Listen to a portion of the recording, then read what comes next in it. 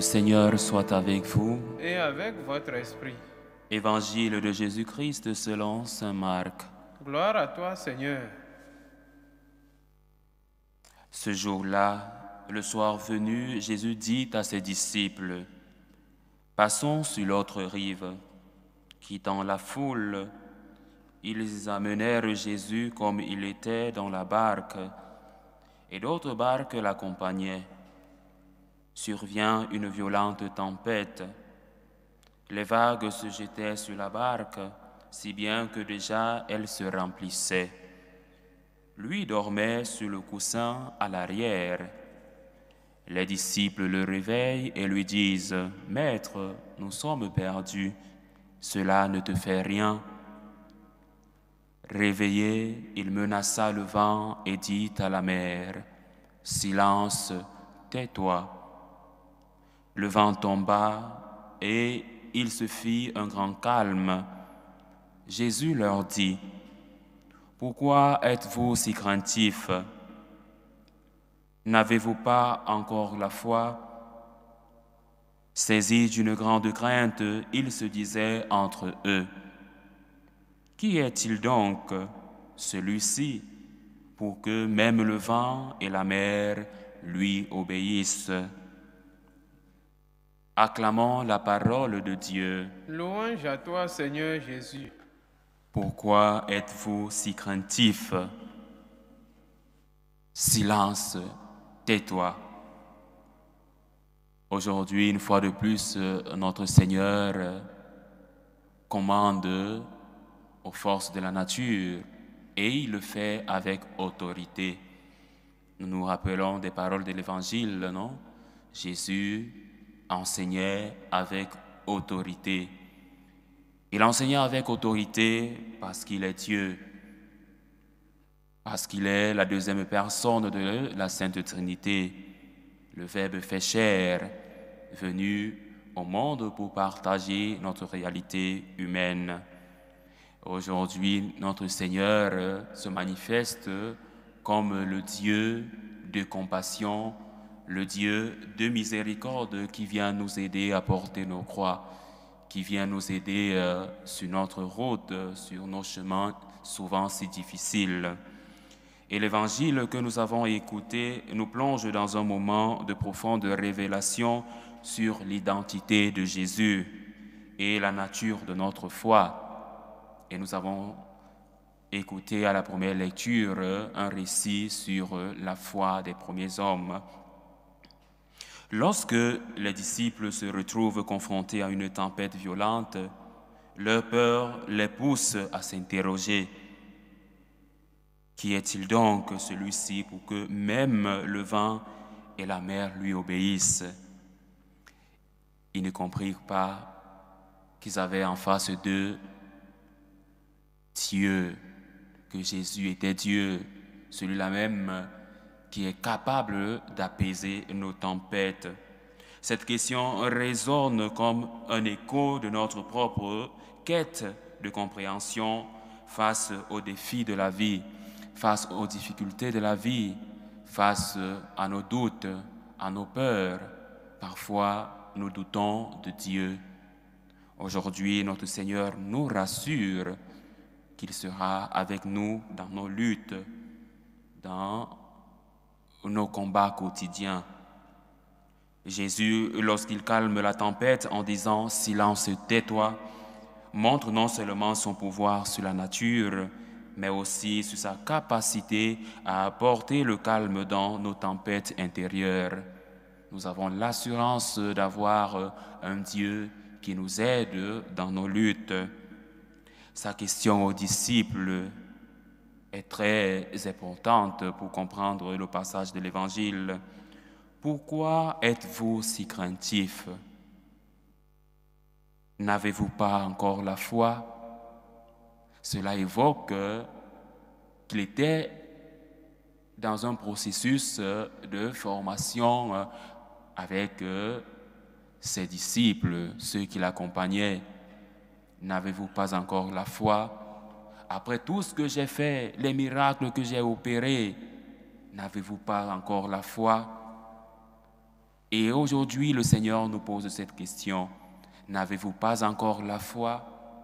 Face à tout ce que j'ai fait pour vous, face aux merveilles que j'ai réalisées pour vous, aux miracles que j'ai opérés pour vous, dans vos familles, dans vos vies, n'avez-vous pas encore la foi? La foi, aujourd'hui, c'est cette vertu théologale que nous devons demander à Dieu. Seigneur, donne-moi la foi.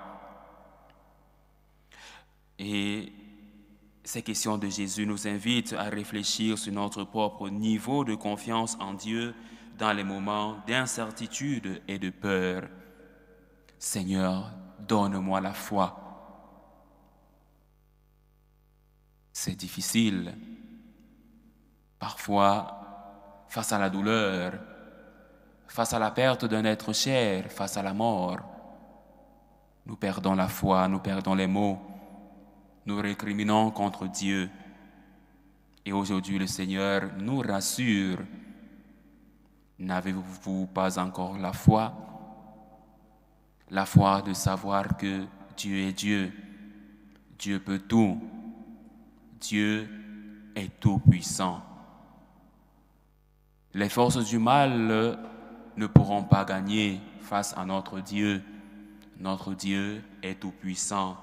Il a le pouvoir de tout restaurer. Et en lien avec la première lecture que nous avons écoutée, il est très important de comprendre le sens de la foi. La lettre aux Hébreux élargit notre compréhension de la foi. Elle nous enseigne que la foi est une manière de posséder ce que l'on espère, un moyen d'accéder à des réalités invisibles. C'est la définition parfaite de la foi.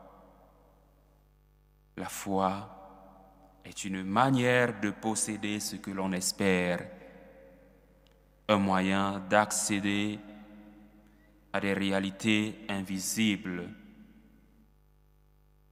Savoir que, quoi qu'il arrive, nous avons un Dieu qui combat pour nous. Avoir la foi en Dieu, une foi ferme, une foi qui ne faiblit pas, qui ne défaille pas.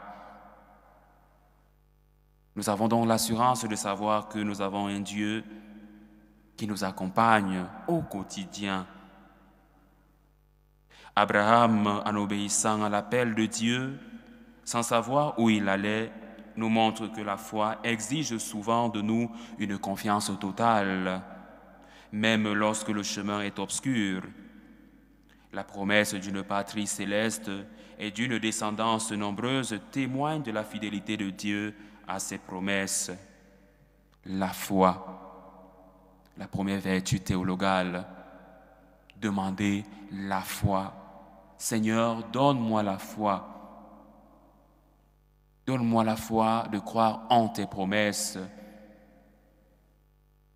En lien avec la promesse de la visitation divine à Zacharie, dans l'évangile de Saint Luc, nous voyons que Jésus est l'astre d'en haut qui vient nous visiter.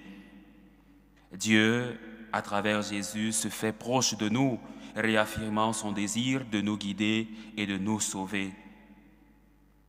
Et le Benedictus, cette prière de Zacharie que nous avons méditée au psaume, nous plonge justement à contempler le Seigneur Jésus, notre Seigneur, comme l'astre d'en haut qui vient nous visiter.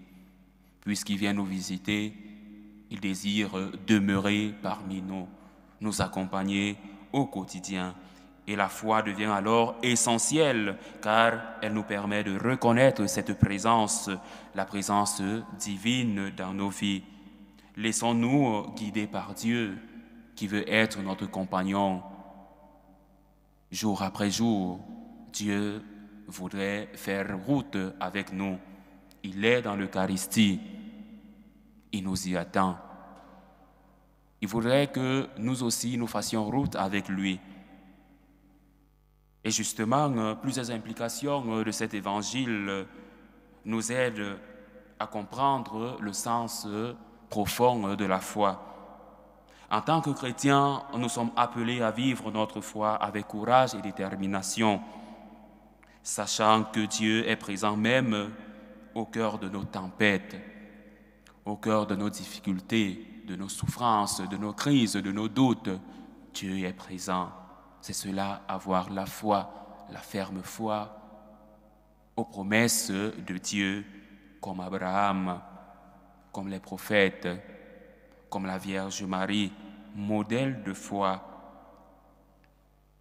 La confiance en sa promesse, comme l'a démontré Abraham, nous permet de naviguer à travers les incertitudes de la vie avec l'assurance que Dieu a préparé pour nous une ville éternelle.